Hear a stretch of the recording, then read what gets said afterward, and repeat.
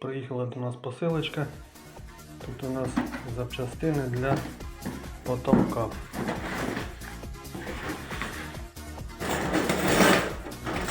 Двох'ярусний підвіс.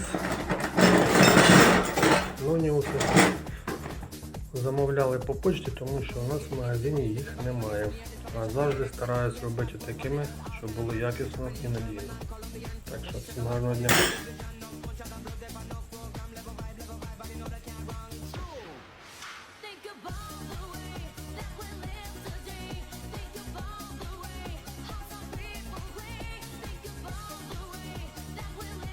Значить, склав я вже частково каркас, розкріпив таким от двох'ярусним з'єднанням відкнав.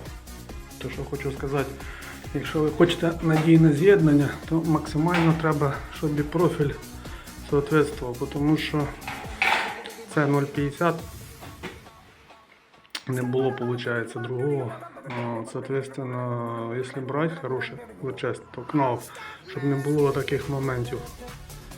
Тут уже, звісно, треба саморез загнати, бложку. Ось такі от діла у нас. Те же саме тут видно. Бачите, він трошки шатається. Коли защелкуєш хорошо, він аж стріляє. Такий щелчок проходить. Ну так, що маємо, те маємо.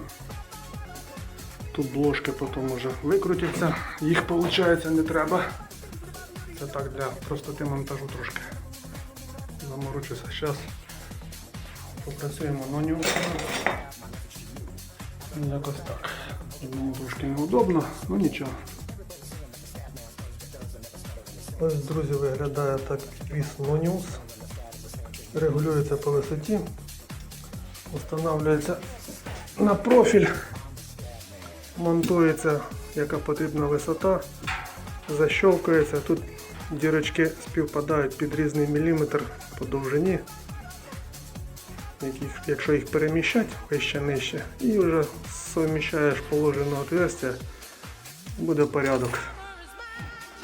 Тут також прокрутимо і будемо підшивати пізніше, бо зараз дуже вологи багато ще.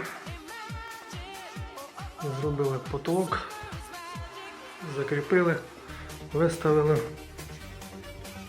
закріплювалися за допомогою таких от ноніусів. Потолок у нас, соответственно, дерев'яний. Важко було попадати по розмірам, тобто і прийняли рішення також робити удечку по периметру. Бо для P112 потолка, це каркас P112, я його обично не використовую. Тільки там також треба ленту Trimfix клеїти. Вийшло якось так.